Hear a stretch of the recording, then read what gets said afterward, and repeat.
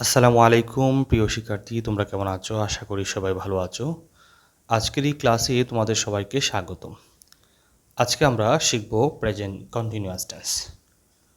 তো প্রথমে আমরা প্রেজেন্ট কন্টিনিউয়াস টেন্সের সংজ্ঞা এখান থেকে একটু পড়ে নিই, তারপর আমরা এটার বিস্তারিত আলোচনা করব। দেখো, এখানে লেখা আছে প্রেজেন্ট কন্টিনিউয়াস টেন্সের সংজ্ঞা: বর্তমানকালে কোনো কাজ চলছে বা চলতেছে, অর্থাৎ নন স্টপ অবিরাম গতিতে, এরও বোঝালে ভার্বের প্রেজেন্ট কন্টিনিউয়াস টেন্স হয়। অর্থাৎ এখানে আমাদের বোঝাচ্ছে বর্তমানকালের যেই সমস্ত কাজ চলমান থাকে, মানে স্থির নয়, সেটা চলমান কন্টিনিউ থাকে। কীরকম?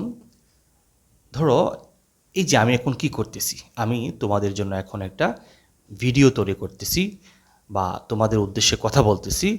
এটা হচ্ছে প্রেজেন্ট কন্টিনিউয়াস, মানে আমার এই বর্তমান সিচুয়েশনটা, বর্তমান অবস্থাটা কিসে আছে? চলমানে আছে। অথবা ধরো আমি উদাহরণ দিতে পারি যে তোমরা এখন কি করতেছো, তোমরা আমার এই ক্লাসটা মনোযোগ দিয়ে শুনতেছো, মানে এই মুহূর্তে তোমরা কী অবস্থায় আছো? চলমান অবস্থায় আছো, তোমাদের অবস্থাটা চলমান। তাহলে এরকম এটা আমরা আসলে মুখস্থ বিদ্যা অর্জন করি। মুখস্থ বিদ্যা নয়, এটা হচ্ছে আমরা সংজ্ঞা থেকে আমাদের কি মেসেজ দিচ্ছে বা আমরা কি এখান থেকে বুঝতে পারতেছি, ওই জিনিসটা আমরা খেয়াল করব। তাহলে এখান থেকে সংজ্ঞা থেকে আমরা পাইলাম যে এখানে আমাদের বোঝাচ্ছে চলমান কোনো কাজ, যা বর্তমান সিচুয়েশন, বর্তমান অবস্থায় চলমান কোনো জিনিসকে বোঝাবে। ধরো আমি দেখতে পাচ্ছি আমার মাথার উপর দিয়ে পাখি উড়াউড়ি করতেছে, তার মানে আমি বলবো আমার মাথার উপর পাখি উঠতেছে, মানে চলমানে আছে। বিমানটি আমাদের মাথার উপর দিয়ে চলে যাচ্ছে, যা আমি দেখতেছি কিস অবস্থায় আছে? এটা চলমান অবস্থাতে আছে। এরকম জাতীয় যত ধরনের কথা আছে, যা সিচুয়েশন আছে, ওইটাকে আমরা প্রেজেন্ট কন্টিনিউয়াস হিসাবে গণ্য করব। ঠিক আছে? তো আমরা এখন প্রেজেন্ট কন্টিনিউয়াস টেন্সের স্ট্রাকচারগুলো শিখব। প্রেজেন্ট কন্টিনিউয়াস টেন্সের স্ট্রাকচারগুলি এখানে প্রথমে লেখা আছে অ্যাফার্মেটিভ সেন্টেন্স। প্রথমে সাবজেক্ট, তারপর হচ্ছে এম ইজ আর প্লাস বি1 plus ING, object plus extension. দেখো, আমি কিন্তু এর আগের ক্লাসও বলেছিলাম যে আমরা স্ট্রাকচারগুলোকে এইভাবে মুখস্থ না করে আমরা জাস্ট ভার্বের রূপের পরিবর্তনটাকে আমরা মুখস্থ রাখবো। কেননা প্রত্যেকটা টেন্সের যে স্ট্রাকচারগুলি আছে সবগুলো একই রকম, শুধু দেখবা রূপের পরিবর্তন হচ্ছে। তোমরা এইভাবে খেয়াল রাখবা, যত ধরনের কন্টিনিউয়াস টেন্স আছে প্রত্যেকটা কিন্তু যে মেইন ভার্বটা আছে এটা আইএনজি থাকবে। এটা প্রেজেন্ট কন্টিনিউয়াস হোক, অথবা পাস্ট কন্টিনিউয়াস টেন্স হোক, অথবা ফিউচার কন্টিনিউয়াস টেন্স হোক, সকল কন্টিনিউয়াস টেন্স আমরা ভার্বটাকে আইএনজি করব। এখন আমরা যেহেতু কন্টিনিউয়াস টেন্স মানে আইএনজি, তাহলে প্রেজেন্ট কন্টিনিউয়াস টেন্স বুঝবো কীভাবে? জাস্ট আইএনজি যুক্ত ভার্বের আগে যদি আমরা অক্সিলারি ভার্ব হিসাবে এম অথবা ইজ অথবা আর ব্যবহার করি, তাহলে এটা প্রেজেন্ট কন্টিনিউয়াস টেন্সের স্ট্রাকচার হিসেবে গণ্য হবে। তার মানে আমরা সহজে বুঝে গেলাম, সাবজেক্টের পরে যদি আমরা am is are plus ING ব্যবহার করি, তাহলে এটা প্রেজেন্ট কন্টিনিউয়াস টেন্সের স্ট্রাকচার হয়ে যাবে। আগের ক্লাসে আমরা শিখেছিলাম present indefinite tense. Present indefinite টেন্সের স্ট্রাকচার বলেছিলাম কি? জাস্ট আমরা মনে রাখবো V1 মানে ভার্বের 1 নম্বর ফর্ম, মানে ভার্বের প্রেজেন্ট ফর্ম। ঠিক আছে? প্রেজেন্ট ইনডিফিনিট টেন্সের স্ট্রাকচার হলো ভার্বের প্রেজেন্ট ফর্ম, মানে সাবজেক্টের পূর্বে ভার্বের প্রেজেন্ট ফর্ম ব্যবহার করব। আর এখানে আমরা কন্টিনিউয়াস টেন্সের জন্য সাবজেক্টের পরে আমরা am is are plus verb ING use করব। ঠিক আছে? আচ্ছা, পরে আমরা দেখি এখন নেগেটিভ সেন্টেন্সের স্ট্রাকচারটা। প্রথমে আমরা কি করব? সাবজেক্ট ব্যবহার করব, তারপরে আমরা এম ইজ আর ব্যবহার করব। তবে ওই এম ইজ আরটা আমি এম নট অথবা ইজ নট অথবা আর নট, অর্থাৎ ওই অক্সিলারি ভার্বের সাথে আমরা একটা নট যুক্ত করব। বাকি সব দেখো আগের মতোই রয়ে গেছে, তাই না? এখানে আমরা ভার্ব ওয়ানের সাথে আইএনজি আগে যেভাবে ছিল ঠিক একইভাবে স্ট্রাকচার, কোনো পরিবর্তনে, শুধু আমরা নট যুক্ত করব। ধর, I am not going, he is not going, she is not going, এরকমভাবে হবে। ঠিক আছে? তারপরে হচ্ছে অ্যাফার্মেটিভ ইন্টারোগেটিভ সেন্টেন্স মানে হ্যাবোধক প্রশ্ন। আমরা প্রশ্ন কোনো সময় নাবোধক প্রশ্ন করি, মাঝে মধ্যে হ্যাবোধক প্রশ্ন করি। কীরকম, ধরো আমরা বাংলায় বলতে পারি তুমি কি স্কুলে যাচ্ছ, এটা হ্যাবোধক প্রশ্ন, ঠিক আছে। আবার বললাম তুমি কি স্কুলে যাচ্ছ না, তুমি কি ভাত খাইতেছো না, এই জাতীয় কথা হচ্ছে নেগেটিভ সেন্টেন্স। তাহলে প্রেজেন্ট কন্টিনিউয়াস টেন্সের হ্যাবোধক প্রশ্ন করতে পারবো, আমরা নাবোধক প্রশ্ন করতে পারবো। তো এর জন্য আমাদের সেন্টেন্সটা কীভাবে তৈরি করব, খেয়াল করো। প্রথমের যে স্ট্রাকচারটা, অ্যাফার্মেটিভ সেন্টেন্সে কী ছিল, সাবজেক্টের পরে এম ইজ আর ছিল, তারপরে মেইন ভার্বের সাথে আইএনজি ছিল। তো আমরা জাস্ট কি করব, ওই এম ইজ আরটাকে ঠিক সাবজেক্টের পূর্বে নিয়ে আসব, বাকি সব ঠিক থাকবে। তার মানে B1 প্লাস যে আইএনজি আছে ওইটাকে একা রেখে ওই এম ইজ আরটাকে সামনে নিয়ে চলে আসবো, তাহলে কিন্তু আমাদের প্রশ্ন হয়ে যাবে। অর্থাৎ যে কোনো সেন্টেন্সকে প্রশ্নবোধক করতে হলে ওই সেন্টেন্সের যে অক্সিলারি থাকবে ওইটাকে সামনে নিয়ে আসতে হবে, তাহলে কিন্তু প্রশ্ন হয়ে যাবে। ওকে, তার মানে আমরা বলতে পারি প্রথমে আমরা এমিজার ইউজ করব, তারপর হচ্ছে সাবজেক্ট, তারপরে আমাদের B1 plus ING object plus extension. তো আমরা এভাবেই মুখস্থ না করে আমরা জাস্ট কি মনে রাখবো যে প্রেজেন্ট কন্টিনিউয়াস টেন্সের হ্যাবোধক নাবোধক সব ক্ষেত্রেই এমিজার এবং মূল ভার্বের সাথে আইএনজি, ঠিক আছে। তো নর্মালি এখন এটাকে যদি আমরা নেগেটিভ ইন্টারোগেটিভ করি তাহলে এখানে ইজ নট আর নট ব্যবহার করব, ঠিক আছে। নিচে কিছু এক্সাম্পল আছে, আমরা একটু পড়ে নিই। এতক্ষণ যা আমরা স্ট্রাকচার শিখলাম এটার উপরে ভিত্তি করেই এই উদাহরণগুলো দেওয়া হয়েছে। দেখো এখানে লেখা আছে এক্সাম্পলে, আমি এখন একটি বই পড়ছি। তার মানে কি, তুমি একটু ফিল করবা, সংজ্ঞা নয়, তুমি ফিল করবা আমি এখন বই পড়ছি মানে আমার এই অবস্থানটা কিসে আছে, চলমানে আছে। আমার কাছে একটা বই আছে, আমি বইটা পড়তেছি, কোনো একটা কাহিনী পড়তেছি, মানে আমার অবস্থাটা, আমার সময়টা চলমানে আছে, এটা ফিল করার বিষয়। সংজ্ঞা মুখস্থ করে আমার কোনো কাজে আসবে না, ঠিক আছে। তাহলে আমি একটি বই পড়ছি, now I am reading a বুক। খেয়াল করো এখানে নাওটা হচ্ছে অ্যাডভার্ব, এটা যে কোনো জায়গায় ইউজ করা যাবে, কোনো সমস্যা নেই। সাবজেক্ট খেয়াল করো, এখানে সাবজেক্ট হচ্ছে আই, আইয়ের সাথে কি হয়, আই অ্যাম হয়, আইয়ের সাথে ইজ হবে না, এর জন্য সাবজেক্ট। আর আমি অক্সিলারি হিসাবে কি ব্যবহার করলাম, ইজ ব্যবহার করলাম, ঠিক আছে। তারপর আমার রিড থেকে রিডিং হয়ে গেল, তার মানে সাবজেক্টের পরে am is are plus main ভার্বের সাথে আইএনজি যখন হয়ে যাবে তখন আমরা এটা প্রেজেন্ট কন্টিনিউয়াস টেন্স হিসাবে গণ্য করব, ঠিক আছে। আই এম রিডিং এ বুক, তার মানে আমি একটি বই পড়ছি। পরে পাখিগুলো আকাশে উঠছে, তার মানে আমি দেখতে পাচ্ছি এখন যে আমার উপর দিয়ে পাখি উড়াউড়ি করতেছে, তাহলে ওই সময়টাকে আমরা ধরে নেব চলমানে আছে। তাহলে আমরা বলবো the birds are flying in the sky. তাহলে দ্য বার্ডস আর যদি একটি হতো দ্য বার্ড, আমি বলতাম দ্য বার্ড ইজ। যেহেতু এখানে দ্য বার্ডস বহু বচন, অনেক বেশি, এই জন্য আমি ইজ না দিয়ে আর ব্যবহার করলাম, ঠিক আছে। আর ফ্লাইং আইএনজি কিসের জন্য, আমরা তো আগেই শিখে ফেলেছি যে কোনো কন্টিনিউয়াস টেন্স আমরা তৈরি করতে গেলে কন্টিনিউয়াস টেন্স মানেই মেইন ভার্বের সাথে আইএনজি হবে। জাস্ট আমরা অক্সিলারি চেঞ্জ করলেই আমাদের টেন্সগুলো চেঞ্জ হয়ে যাবে এখন। ওকে, তারপর দেখো লেখা আছে যে সে তার বাবার কাছে একখানা চিঠি লিখছে, তার মানে বসে বসে সে চিঠি লিখতেছে আর কি, ঠিক আছে। সেক্ষেত্রে আমরা পাইলাম he is writing a letter to his father. Okay, তারপর শিশুটি তার মায়ের জন্য কান্না করছে। ধরো মা কোথাও চলে গেছে, হ্যাঁ, এখন বাচ্চাটা মাকে খুঁজে পাচ্ছে না, তুমি দেখতে পাচ্ছ সে এখন কান্না করতেছে, তার মানে তুমি দেখতে পাচ্ছ জিনিসটা, সিচুয়েশনটা তোমার সামনে ঘূর্ণয়মান আছে, চলমান আছে, ঠিক আছে। সেক্ষেত্রে আমরা বুঝে গেলাম এটা কন্টিনিউয়াস টেন্স। কি কন্টিনিউয়াস, প্রেজেন্ট কন্টিনিউয়াস, কেন, এটা তোমার সামনেই করতেছে। তাহলে the baby is crying for its mother.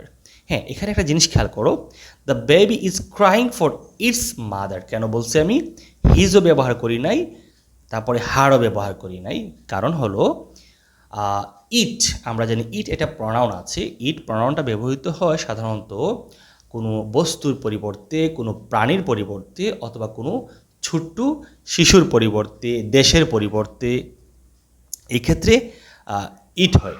সেক্ষেত্রে আমরা এখানে ইটস কেন ইট হচ্ছে সাবজেক্টিভ ফর্ম, আবার ইট হচ্ছে অবজেক্টিভ ফর্ম, আর পসেসিভ ফর্ম হচ্ছে ইটস। খেয়াল করো, এখানে যদি আমি আইটি অ্যাপোস্ট্রফি অ্যাজ দেই তাহলে ইট ইজ হয়ে যাবে এটা, কিন্তু যদি আমি এখানে অ্যাপোস্ট্রফি না দেই তাহলে কি হবে, ইটস ইহার হয়ে যাবে, ইহার। ধরো ইটস ল্যাগ, ইহার পা। এক্সট্রা কথা একটু বলে দিলাম তোমাদের মঙ্গলের জন্য। ওকে, এখন আমরা একটু দেখব রিমেম্বার। রিমেম্বারের মধ্যে গুরুত্বপূর্ণ বিষয় হচ্ছে এখানে কিছু অ্যাডভার্ব উল্লেখ করা আছে, যেগুলি তোমাদের রাইট ফ্রম অফ ভার্বস যখন শিখবা দেখবা এগুলো আমাদের রুলস লেখা আছে। তোমরা যদি এখন এটা মুখস্থ করে ফেলো তাহলে তোমরা রাইট ফ্রম অফ ভার্বে অ্যাপ্লাইটা খুব সহজে করতে পারবা। দেখি আমরা, লেখা আছে প্রেজেন্ট কন্টিনিউয়াস টেন্সে now, at this moment, at present, currently, gradually,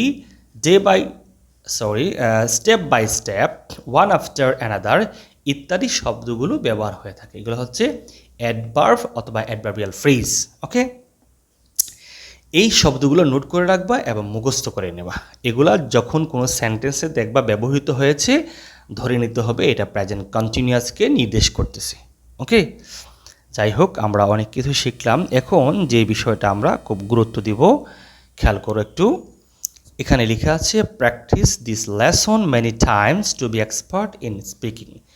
অর্থাৎ আমরা এতক্ষণ যে স্ট্রাকচারগুলি দেখলাম, সংজ্ঞাগুলি দেখলাম, এগুলো এখন বাস্তবে আমরা রূপ নেব, মানে বাস্তবিকভাবে প্র্যাকটিক্যালি আমরা এগুলো একটু দেখব কিভাবে আমরা অ্যাপ্লাই করতে পারি এটা। ঠিক আছে, আমরা সাধারণত কী করি, মুখস্থ করে অ্যাপ্লাই করতে পারি না। হ্যাঁ, এটা সবচেয়ে বড় ব্যর্থতা আমাদের।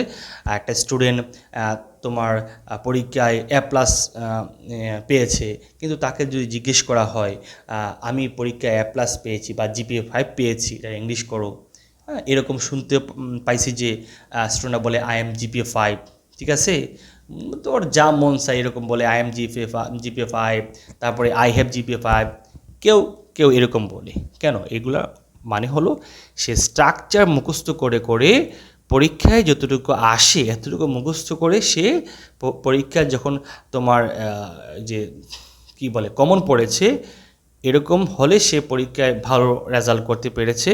যেটা আমি বলি আর কি, তোমার যদি কমন পড়ে লাগলে চক্কা, না হলে আউট, এরকম আর কি। কমন পড়ে গেলে ওকে, আর যদি একটু ঘুরিয়ে ফিরিয়ে দেয় তাহলে স্টুডেন্টদের সমস্যা হয়ে যায়।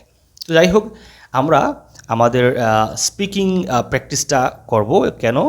এটা যদি আমরা আমাদের স্পিকিং প্র্যাকটিসটা করতে পারি, আমাদের মুখের মধ্যে উঠাতে পারি, তাহলে আমাদের লেখার ক্ষেত্রে অথবা আমরা স্পিকিং করার ক্ষেত্রে ইনশাল্লাহ আর কোনো সমস্যা হবে না। তো এখানে আমি অ্যাফার্মেটিভ, নেগেটিভ, ইন্টারোগেটিভ 4টা অপশন দিয়ে রেখেছি। প্রত্যেকটা আমরা প্র্যাকটিস করব। প্রয়োজনে তোমরা এটা স্ক্রিনশট দিয়ে রেখে দিবা এবং তোমরা এটাকে প্রয়োজনে নোট করে রাখবা। নোট করে এইভাবে যদি প্র্যাকটিস করো তাহলে ইনশাল্লাহ তোমাদের স্পিকিং ক্লিয়ার হয়ে যাবে। এই স্পিকিং যার ক্লিয়ার হয়ে গেছে সে সব কিছু লিখতে পারবে। তোমাদের পরীক্ষায় মুখস্থ কোনো কিছু করতে হবে না, ইনশাল্লাহ তোমরা নিজের থেকে লিখতে পারবা। যাই হোক, ওকে, অ্যাফার্মেটিভ সেন্টেন্সে প্র্যাকটিসটা হচ্ছে, দেখো, আই এম প্লেয়িং ফুটবল, আমি ফুটবল খেলছি। উই আর প্লেয়িং ফুটবল, আমরা ফুটবল খেলছি। ইউ আর প্লেয়িং ফুটবল, তুমি ফুটবল খেলছো। হি ইজ প্লেয়িং ফুটবল, সে ফুটবল খেলছে। শি ইজ প্লেয়িং ফুটবল, সে ফুটবল খেলছে। দে আর প্লেয়িং ফুটবল, তারা ফুটবল খেলছে। Muaz is playing football, Muaz football খেলছে। এখানে এই যে প্র্যাকটিস করলাম, শুধু প্র্যাকটিস করলে হবে না, এখানে খেয়াল করতে হবে কার সাথে ইজ হবে, কার সাথে আর হবে, এগুলো খেয়াল করতে হবে এবং বারবার পড়তে হবে। যদি বারবার পড়ো তাহলে তোমাকে কোন জায়গায় ইজ হবে, কোন জায়গায় আর হবে তোমার আর মনে করতে হবে না, তোমার ঠোঁটে মুখে জিহ্বায় বসে যাবে। যেভাবে আমরা একটা ধরো আমি আলহামদুলিল্লাহ যদি বলি, কাউকে বলো, খুব সুন্দর বলতে পারবে আলহামদুলিল্লাহ রাব্বিল আলামিন আর রহমানির রহিম, ওর মনে করতে হয় না, বরং এটা বের হয়ে যায়। ঠিক ওইভাবে আমরা মুখস্থ করব, আমার যেন স্মরণ করতে হয় না, এটা অটোমেটিক বের হয়ে যায়। মানে প্র্যাকটিস করতে করতে ওই রকম পর্যায়ে আমাদের আসতে হবে। যাই হোক, তো এখন আমরা দেখি নেগেটিভ সেন্টেন্সটা। ঠিক আমরা অ্যাফার্মেটিভের যে স্ট্রাকচার রয়েছে ঠিক ওই রকমই থাকবে, জাস্ট আমরা কি করব, নট ব্যবহার করব। I am not playing football, আমি ফুটবল খেলছি না বা খেলতেছি না বলতে পারি আমরা, একই জিনিস। Okay, we are not playing football, আমরা ফুটবল খেলছি না মানে খেলতেছি না। You are not playing football, তুমি ফুটবল খেলছো না মানে খেলতেছো না। He is not playing football, সে ফুটবল খেলছে না। She is not playing football, সে ফুটবল খেলছে না। তাহলে তোমরা ঠিক এভাবে প্র্যাকটিস করবা। হ্যাঁ, শুধু এটা প্র্যাকটিস করবা না, এটা কয়েকবার প্র্যাকটিস করার পরে তোমরা আবার নিজের থেকে ভার্ব বসিয়ে অন্য শব্দ বসিয়ে নতুন নতুন সেন্টেন্স তৈরি করতে হবে। হ্যাঁ, অবশ্যই তোমরা এইরকম সেন্টেন্স তৈরি করে আমার কমেন্টসে তোমরা কমেন্টস করবা এবং যদি কোথাও কোনো সমস্যা হয় আমি কারেকশন করে দেব ইনশাল্লাহ। প্রয়োজনে আমি আবার বুঝিয়ে দেওয়ার চেষ্টা করব, ঠিক আছে? তাহলে তোমরা কিভাবে করবা? এখানে লেখা আছে আই এম প্লেইং ফুটবল, আমি ফুটবল খেলছি। তোমরা চেঞ্জ করো, I am writing a letter, আমি একটা চিঠি লিখছি। আই এম ইটিং রাইস, আমি ভাত খাচ্ছি। এভাবে করবা। Muaz playing football, Muaz football খেলছে। তুমি বলবা Muaz is waiting for me, Muaz আমার জন্য অপেক্ষা করছে।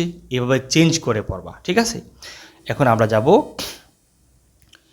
অ্যাফার্মেটিভ ইন্টারোগেটিভ সেন্টেন্স কীভাবে আমরা করব, ঠিক আছে? ঠিক আগেই বলেছিলাম আমরা যে কোনো সেন্টেন্সকে আমরা যদি কি করি ইন্টারোগেটিভ করতে চাই তাহলে আমরা এর আগে স্ট্রাকচার দেখে আসছি। ওই সেন্টেন্সের যে অক্সিলারিগুলি আছে ওইটা আমরা ঠিক সাবজেক্টের আগে নিয়ে আসবো, মানে পূর্বে নিয়ে আসবো। তাহলে আমাদের এটা ইন্টারোগেটিভ সেন্টেন্স প্রশ্নবোধক বাক্য হয়ে যাবে। তো একটু প্র্যাকটিস করি। আগে ছিল আই এম প্লেইং ফুটবল, এখন কি লিখেছি দেখো তো, এমটাকে সামনে নিয়ে এসে পড়ছি। এখানে এম আই প্লেইং ফুটবল, আমি কি ফুটবল খেলছি? আর উই প্লেইং ফুটবল, আমরা কি ফুটবল খেলছি? আর ইউ প্লেইং ফুটবল, তুমি কি ফুটবল খেলছো? ইজ হি প্লেইং ফুটবল, সে কি ফুটবল খেলছে? ইজ শি প্লেইং ফুটবল, সে কি ফুটবল খেলছে? আর দে প্লেইং ফুটবল, তারা কি ফুটবল খেলছে? Is Muaz playing football, Muaz কি ফুটবল খেলছে?